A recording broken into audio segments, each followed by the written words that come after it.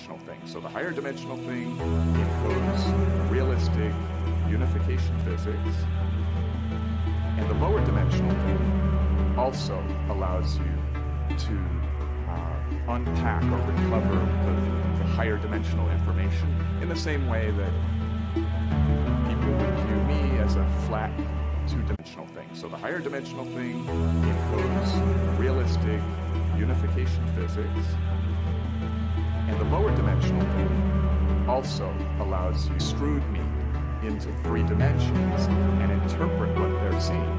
They have a knowledge that my nose is closer to them than my ears, even though all they're really seeing is a flat two-dimensional image. So this is an analogy to say that mathematically one can recover the information of a higher dimensional thing, like the CRE8 lattice that encodes unification physics, from the lower dimensional mosaic tiling code in 4 dimensions, which is a quasi-crystal. So then you say that reality is 8-dimensional and we experience it in a 3-dimensional way that it encodes that 8-dimensional reality? I don't think that reality is 8-dimensional. I think that it's best to be conservative and guess that it is what it appears to be until you realize that there is no theory using what you think it appears to be that will work. And it turns out that with quasi-crystal mathematics, we can have our cake and eat it too. We can say that the mathematics of a higher dimensional crystal and its related algebra defines the gauge symmetry unification physics that unifies particles and forces, but so too does its lower dimensional projection. So we have this lower dimensional code, this quasi-crystal mosaic tiling structure, and the fact is that embedded in this lower dimensional object is the information of this abstract, non-physically realistic, higher dimensional thing. And in this way, we have our cake and eat it too, because we can say, well, we don't have to admit that philosophically or ontologically reality has hidden higher dimensions just because the math implies that it relates to higher dimensions, because quasi-crystals in lower dimensions encode the higher dimensional information. All we measure is 3 spatial dimensions. Why even bother with describing? So let's say that 3D reality is this quasi-crystal structure. Why do we have to even say that it's related, that it's projected from an 8-dimensional crystal? Why define the quasi-crystal by its 8-dimensional? So the fact is that one can mathematically express the unification physics with the lower dimensional quasi-crystal, or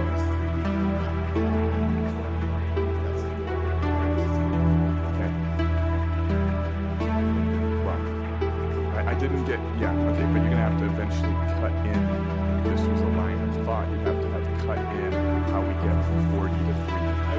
Because I, oh, you're going to, of course. All right, so the fact is that unification physics can either be based on the mathematics of a higher dimensional algebra or crystal, or the projection which transforms it. So when you project something, you transform it, right? So if you have a cube and you can feel it in your hands, and then you hold it up to the sun and project it to a shadow on the sidewalk, the shadow has different angles and different lengths of lines than the cube. It's been transformed. But if you knew about the geometry of how to unpack or recover the information of the full cube from the shadow, then that's an easy problem. So one can focus on a mathematical approach that only uses the higher dimensional crystal and see how far they can go. Okay? or one can take the transformation of the higher dimensional crystal to the lower dimensional space and see how far they can go. There's an important caveat. The quasi-crystal is a shadow projection. It's a three-dimensional shadow of an eight-dimensional crystal slice. This quasi-crystal that we work with is actually more complicated than the higher dimensional crystal mother from which it was born. The reason for this is because it is really a child or a product of two parents, the mother crystal and the father, if we can use this analogy, projector. So the projector is a special object. It's an angle, really, but it's a hyper vector, a hyper projector. And that hyper projector combines with the hyper crystal mother, and the two together act as coefficients to produce a product, where products are generally greater than the sum of the two coefficients that created them. And so the quasi-crystal itself is a richer mathematical object, a more complicated mathematical object than either the father projector, the hypervector, or the mother crystal. And furthermore, it is distinctly a language, a mosaic tiling language in 3D.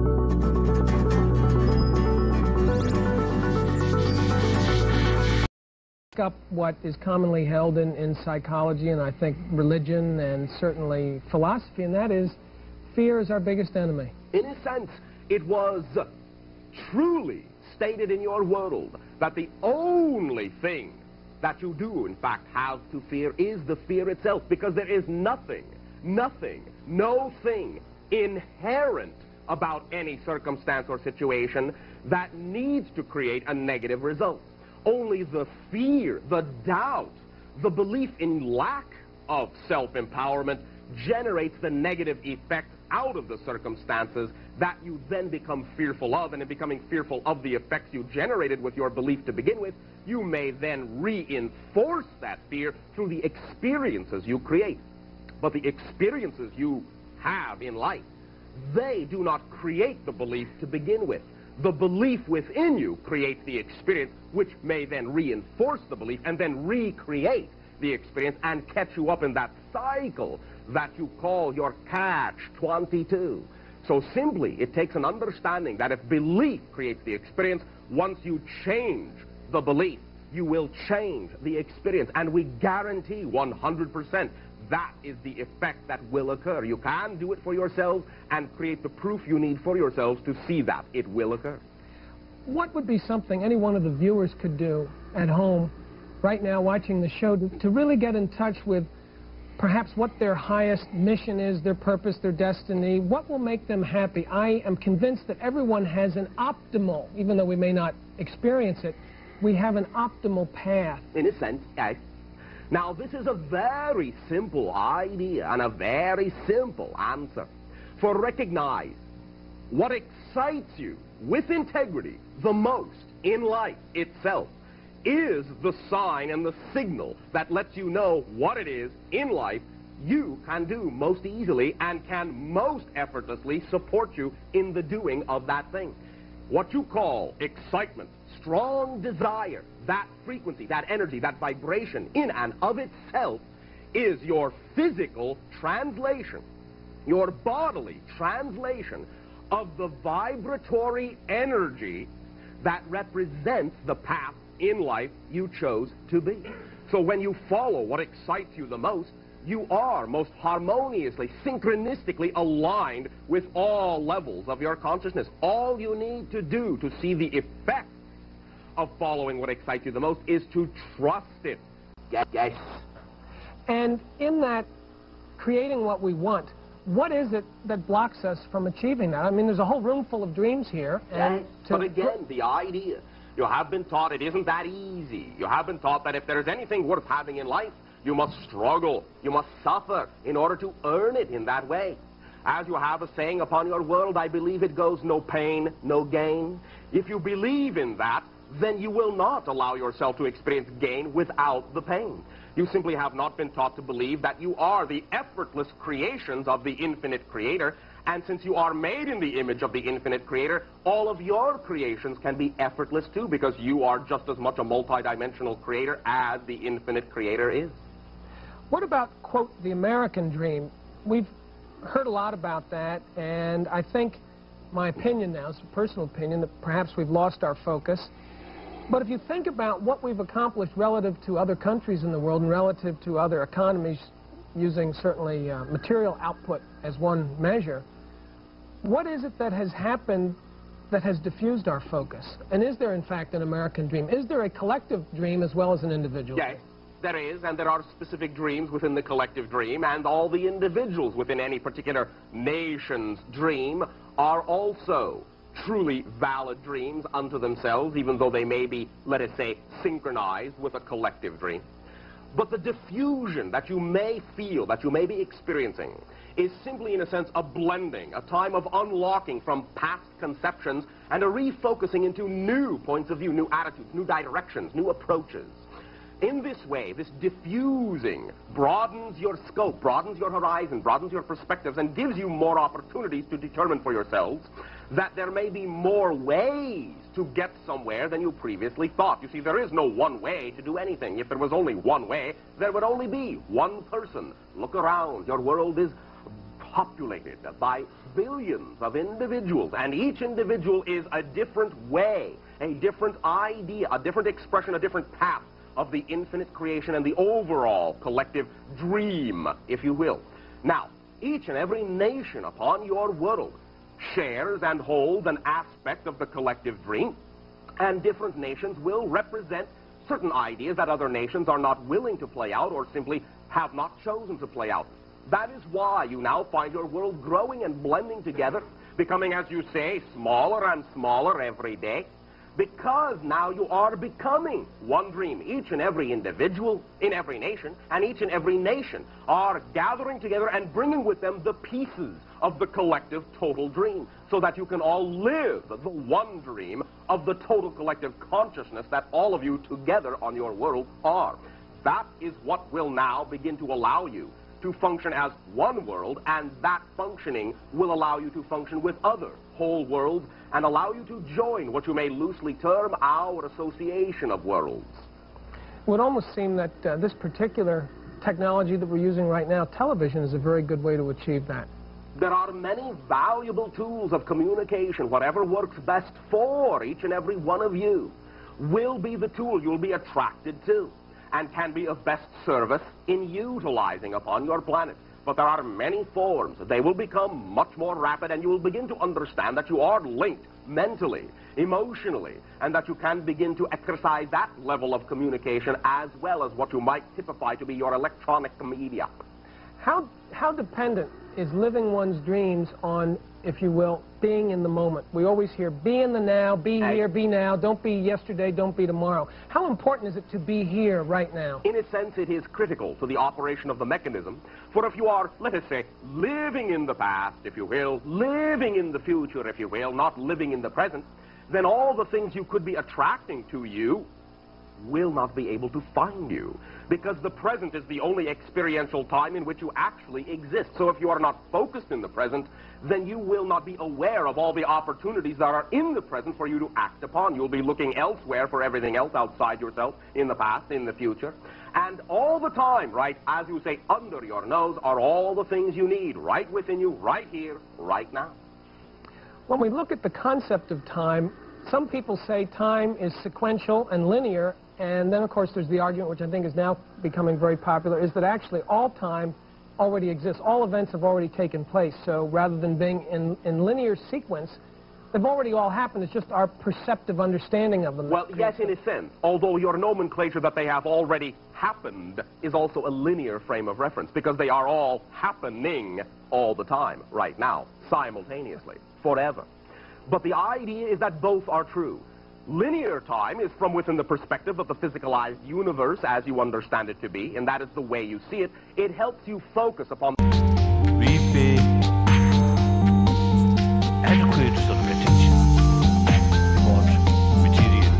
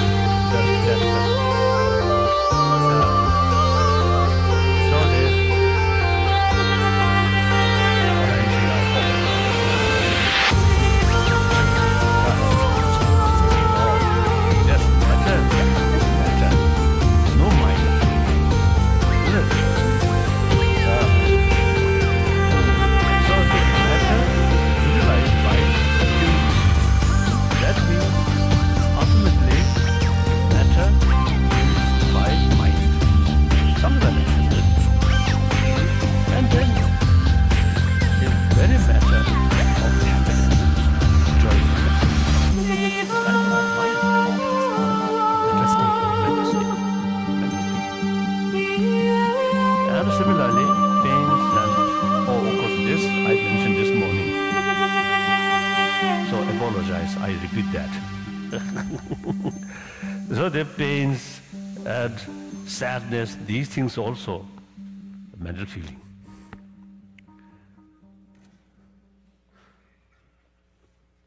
So recently in Dharamsala, on our science meeting, I mentioned it's quite sort of strange. The very basis of pains and pleasure, that's mind.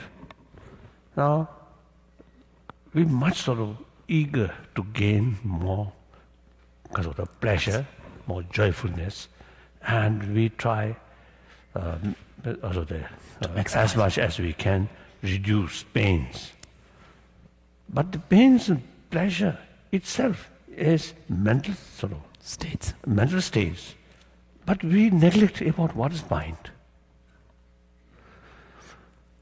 Obviously, I think many people, have same experience. With facility, good facility of material, but meantime, as a person, very unhappy person. I notice some of my friend, not Richard Blum. This is some very rich, very rich, but as a person, very unhappy person. What's wrong? Plenty of money. And with money, and usually, certainly, more friend. But actually, it is questionable. These friends are truly friend of human being or friend Friend of the person. The friend to person or friend to money. That's a questionable. In any way, usually you see the richer people or have some more friend like that. But in spite of that, as a person, very unhappy person. So then, sometimes these people are still seeking comfort out of money, out of power. It's wrong. If they pay more attention about our inner value, inner science, then most probably they may find more effective way to face their unhappiness. What do you think? Some sense?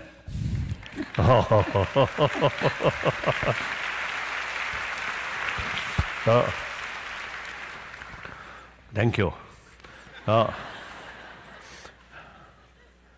I think this, at this point, I think I can tell my own experience. The very time, the time of my birth, 1935.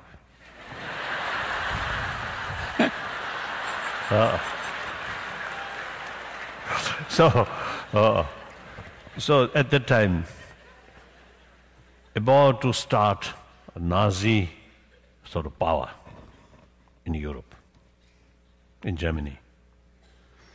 Then soon, Second World War start. Then Korean War, Vietnam War, like that. So, my life, whole my life, witnessed too much violence. And also some violence in the name of revolution.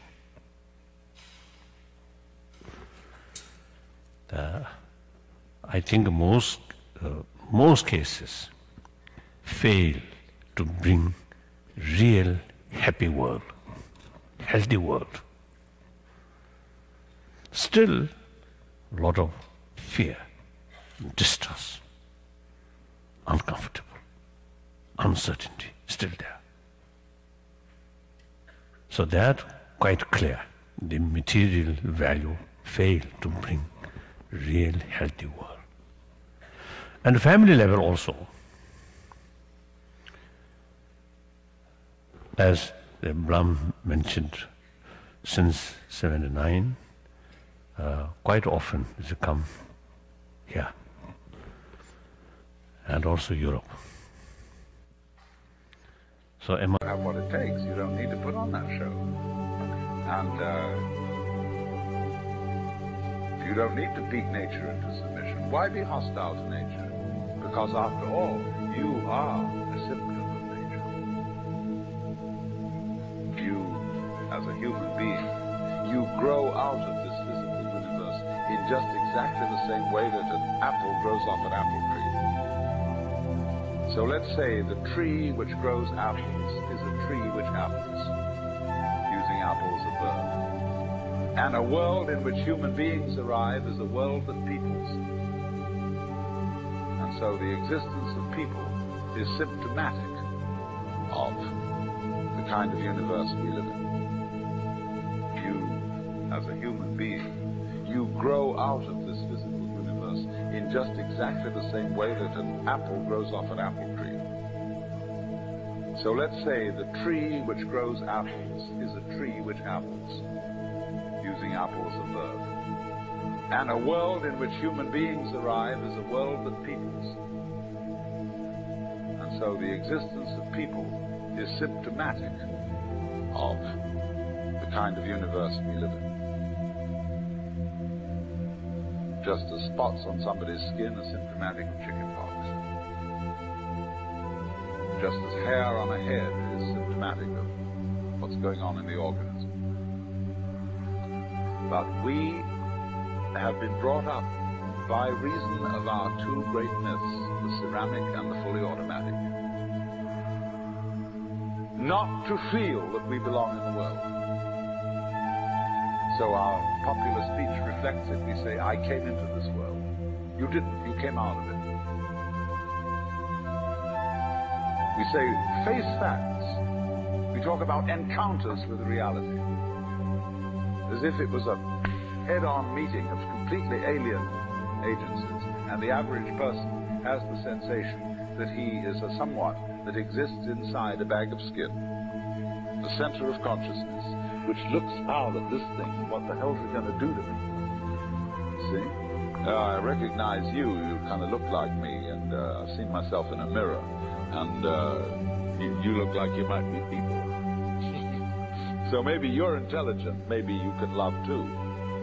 And maybe perhaps you're all right. Some of you are anyway. You've got the right color of skin, or you have the right religion, or whatever it is, you're okay. But there are all those people over in Asia, Africa, and they may not really be people. When you want to destroy someone, you always define them as unpeople. So, but we have this hostility to the external world because of the superstition, the myth, the absolutely unfounded theory that you yourself exist only inside your skin. Now, I want to propose another idea altogether. You know, there are astronomers. There's two great theories going on in astronomy about the origination of the universe. One is called the explosion theory, and the other is called the steady state theory. The steady state people say there never was a time when the world began. It's always expanding, yes, but always as a result of free hydrogen in space. With the free hydrogen coagulates and makes new galaxies. But the other people say there was a primordial explosion, enormous bang millions of years ago, billions of years ago, which flung all the galaxies into space. Well, let's take that just for the sake of argument and say that was the way it happened. It's like you took a bottle of ink and you threw it at a wall. Smash! And all that ink spreads. And in the middle, it's dense, isn't it?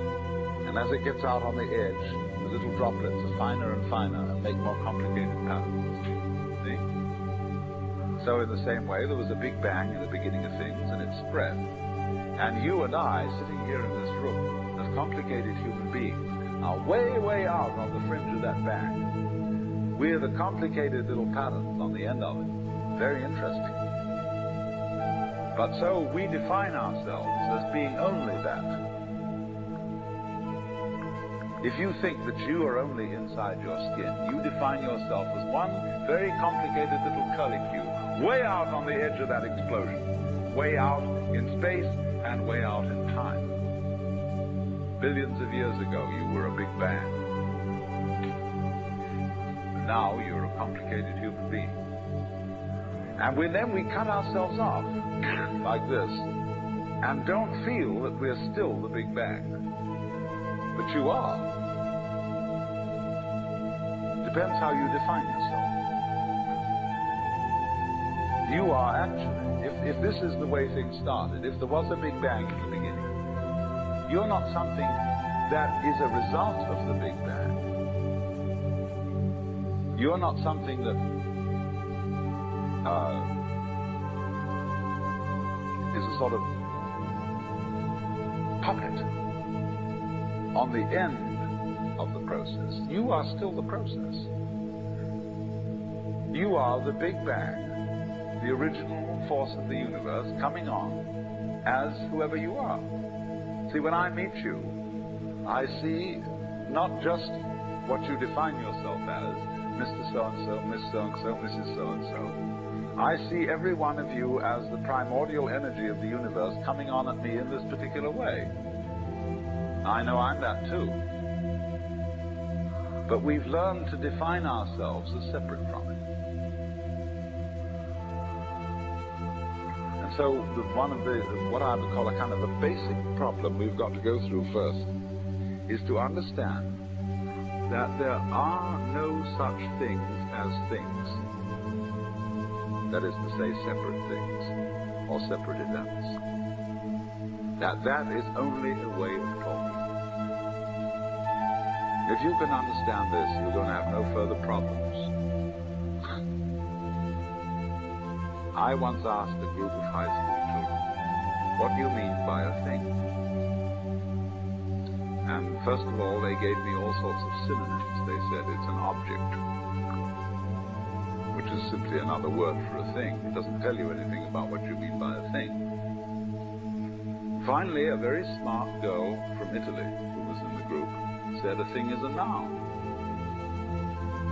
She was quite right. A noun isn't a part of nature, it's a part of speech. There are no nouns in the physical world.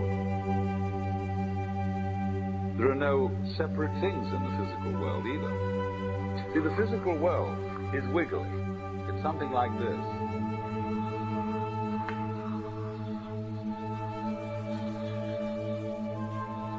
Maybe that's a cloud.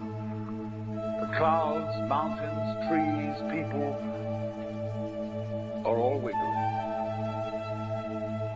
And only when human beings get working at things, they build buildings in straight lines. And doing that thing. If you are acting upon what excites you with integrity, then you cannot, in the process, harm anyone else, harm yourself. For integrity, and I do not mean this from your general moral term integrity, which is quite subjective and quite variable from group to group upon your planet. I mean integrity as it stems from the word integrated whole. Remember, you are an infinite being, seeming or choosing to seem to exist within a reality. But again, as I have said and will now expand upon, the reality exists within you. The paradox is that it exists within each and every one of you. And though it would seem like this could not be possible, now you are getting the idea of an infinite concept where each one of you will experience that all of reality exists within them, including all the others in the room, including the entire planet.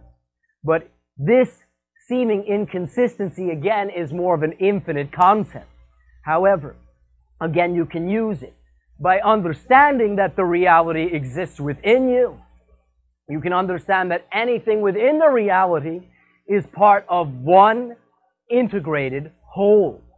And everything that you interact with is a reflection within the integrated whole of your consciousness, telling you something about yourself, about what you are choosing from the finite point of view to explore. So therefore, I assume if you will recognize the integration of all reality, that your actions will reflect the respect that anything that you are interacting with is not separate from you, but is part of you. So integrity is simply acting according to that respect for everything within you. The respect for your agreements, the respect in that sense for the interactions that you choose to co-create with other individuals. One other way to look at integrity, well, is this particular option, can I act upon it with integrity, is to again superimpose any individuals that you are dealing with upon yourself. Perhaps going something like, well, if that were me, would I like it if someone did that or interacted with me in that way? Perhaps one of your phraseologies upon your planet, to simplify this, is doing unto others as you would have them do unto you. Following that simple guideline always expresses your integrity, for it always treats everything within you, everyone within you, every situation within you, as though it is you. And you treat yourself and every aspect of yourself with that same respect. So, if you are able to act upon an exciting prospect with integrity, no harm done. For you are treating your reality with the respect it deserves, and you are honoring the expression of your excitement, which is the expression, once again, of who you are. Why does something excite you? You in particular. Everyone is excited about something slightly different. Some people may overlap and share exciting notions, but each excitement expression is unique, because that is the unique indication that your reality gives you, that from what's available, this option is most me. That is what excitement is. It is the vibration, the compass, the barometer that tells you this is me. Now, if this is me and you can act upon it with integrity, do so. If this particular option is most exciting, but perhaps in the situation, doing that at this time would obviously not be within your integrity, push that aside. Do not fixate or obsess upon that. The criteria is excitement, but it is excitement with integrity. Now, again, if you cannot act upon a particular option with integrity, push that aside, perhaps in the same space as your clear intention. But move it out of the way, because if you cannot act upon it with integrity, it is not an option for you. And when you push it aside rather than keep it there, you move it out of your way and allow yourself to see what may be just right behind it. Again, another unique option, a unique advantage in a given moment. So if you can act upon it with integrity, do so. If not, push it aside. See what's still right in front of your face. Choose the thing that excites you the most from what is available and act upon that with integrity, if again that is an option. Doing this and maintaining your desire, if you wish to call it your clear intention, the thing that you want, is all that it takes to continue to be who you are, to interact with your reality with integrity, and to finally experience the thing you say you want. But when you are in a moment where the thing that you want is an option, because you have gone through many of these other experiences, you are now more equipped to explore that exciting thing most fully. After you establish that exciting thing as a clear intention, the timing, the lack of it being in a moment, once again allows you to begin to accumulate through experience resources and knowledge that will enable you, no matter what you say right now, to enjoy that thing more fully than you can even imagine you could enjoy it right now. All this is a matter of taking the trust that many of you place in the fact that things never work out and life is random, to the empowering point of view that you get what you want, perhaps at first not when you think you want it, but if you still want it and get it, what's the difference? And if you begin not to want it and don't get it, what's the difference? The point is, generally you will find you will maintain that desire, that excitement, and you will, through a series of astounding coincidences, things coming from all different directions you never expected, attract resources, individuals, timing, knowledge, equipment, that will then place you in a moment where that thing that you have said you desire is one of the options that you can act upon with integrity. This, in a nutshell, is trusting your timing. And each time that you do not take this approach, you are trusting that there is no timing, that you do not get what you want, and therefore you get the evidence or the effect of there being no seeming intelligence to the timing, and that you do not get what you want, except once in a while when you get lucky. But understand, you can experience what I am saying. And obviously, welcome very much to Conversations. It's a special program that we're showing today. It's a program that was originally taped in 1974, mid-1974, with the eminent polymath philosopher Buckminster Fuller.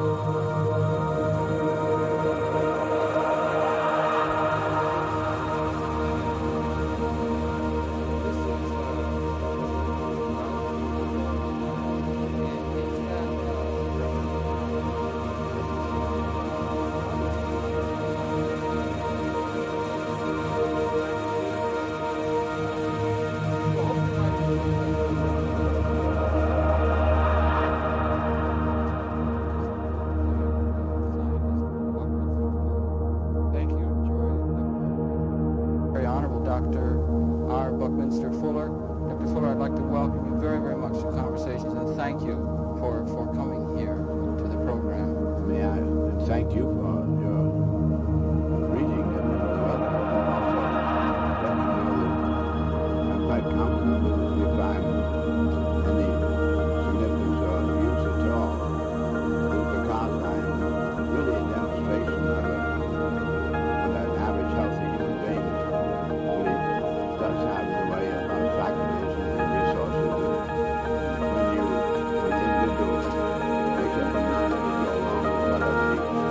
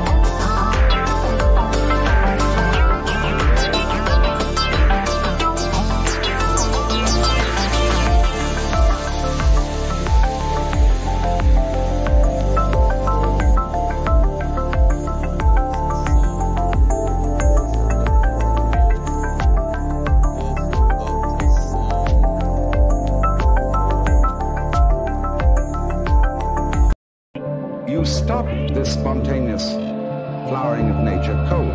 If you tell it, you must do it. It's like saying to someone, you must love me. That's ridiculous. If I were to ask my wife, darling, do you really love me? And she says, I'm trying my best to do so. That's not the answer I want.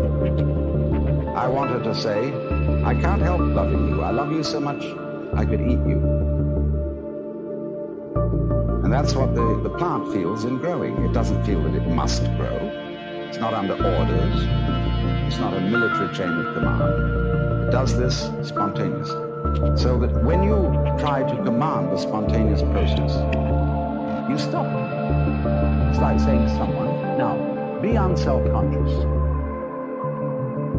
You know, there's a belief in India that if you think of a monkey while you're taking medicine, the medicine won't work. So therefore, when you take your vitamins or next pills, try not to think of the monkey.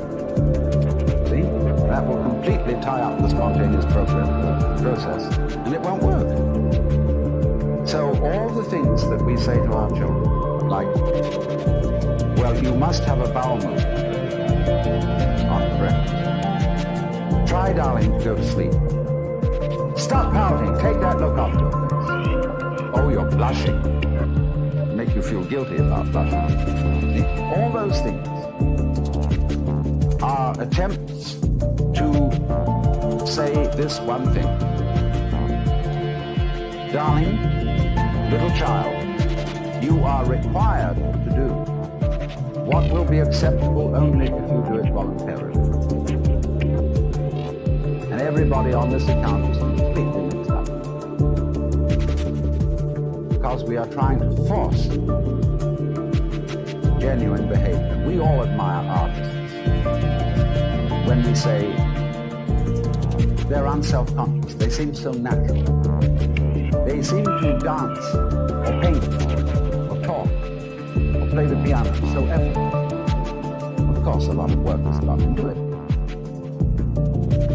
But if you are a great artist, your so-called periods of practice, you sit for hours and study your technique on the piano, you will not do that effectively unless it is a pleasure for you. You have to come to the point where going over it again and again is a dance. One of my friends is a great Hindu musician who has the most extraordinary technique in playing an instrument called the sarod. It's like an extremely sophisticated Hindu guitar. His name is Ali Akbar Khan, and he's generally acknowledged to be the leading master of Northern Indian music. He told me once that the comprehension of music is in understanding one note. The meaning of that is he can sit for hours and hours working on this, but there really is only one note at a time. And he gets into that note and listens. He really listens. Gets into the sound. And it simply doesn't matter that it takes a long time, that he have to do this for many hours, because he's completely absorbed in listening to the sound he is now making. He's going with that vibration, as when you might chant, like they do in yoga.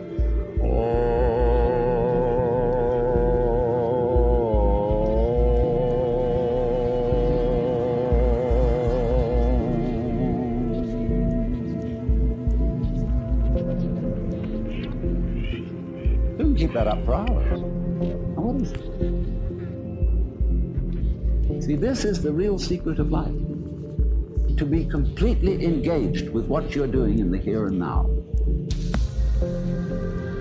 And instead of calling it work, realize that this is play. In Hindu philosophy, the whole creation is regarded as the Vishnu Leela. That means the play of Vishnu.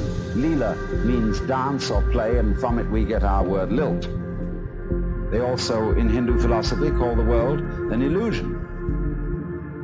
And in Latin, the root of the word illusion is ludere, to play. Because all this going on, the swinging of the ball, the pattern in which the flower goes, is just to swing. And if you take it seriously and say, are you doing anything useful? Useful for what? Useful to go on. But if you take that attitude to going on becomes a drag. Survival becomes a sweat, and it's not worth it. And if you teach your children, and they'll imitate you, they'll treat survival as a sweat which they have to undergo, they have to keep going on, and they'll teach their children to do it, and the whole continuation of the human race will be a drag, which is in fact what it's become because of this attitude, and this is the reason why we've invented the atomic bomb and are preparing to commit suicide. Because we think we must happen. And to the degree that we think we must happen, we hate it. And are going to bring it to an end. And stop it. So I was about to say seriously, but I'm going to change my words and say sincerely suggest. You know, I'm not, in talking to you, I'm not preaching. I'm not actually serious, because I'm really with this rather than any kind of deep philosophy and so on. So I suggest to you sincerely. G.K. Chesterton once said that the angels fly because they take themselves lightly. How much more so then he, she, who is Lord of the angels. The whole world is 3 for a penny, 3 for a pound, is love that makes the world go round, or in the words of Dante. But my own wings were not so fluttering. Were not for such a fight, except that, smiting through the mind of me, there came fulfillment in a flash of light, that my volition now and my desires were moved like wheel revolving even by love that moves the sun and stars.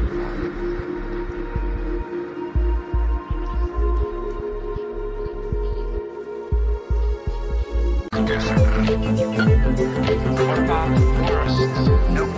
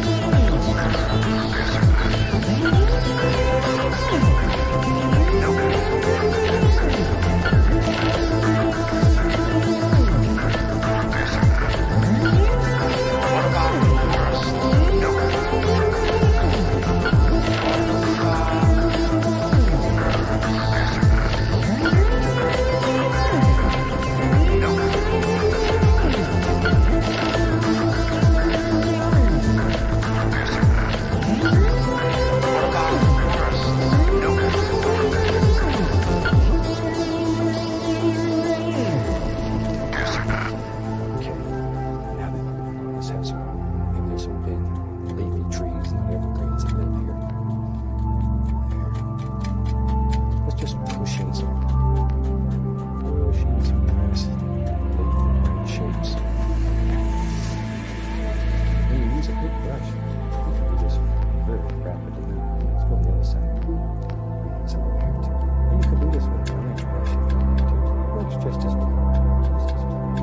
This is just a little bit faster. A little bit faster. There we are.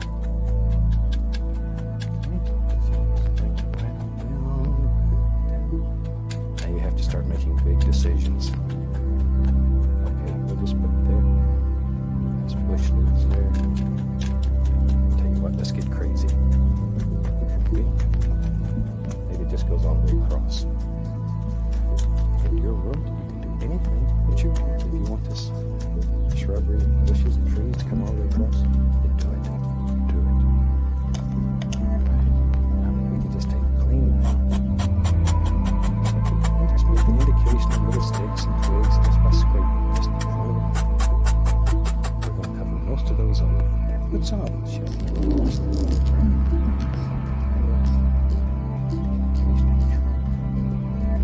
not a great deal of detail.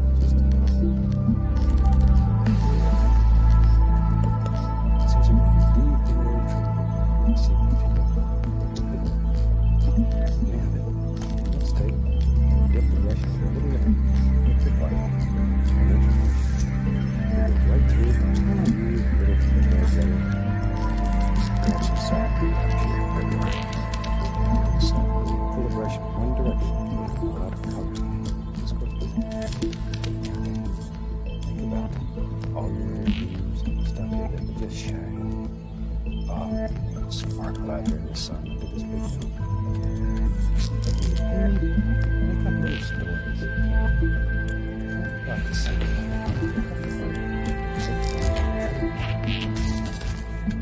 Drop all the stuff in there.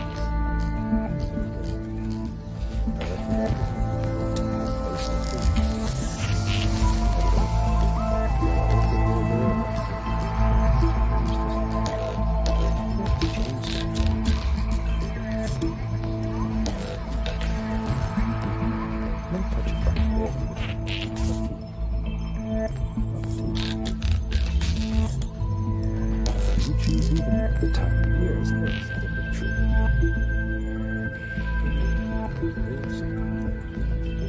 This big tree. Got individual shapes inside this tree. I'm just throwing it away. It's about the limbs inside the tree. Look at the shape.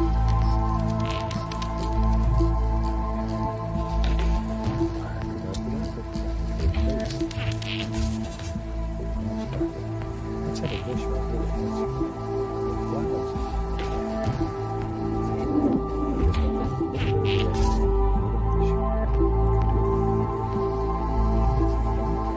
Just do that.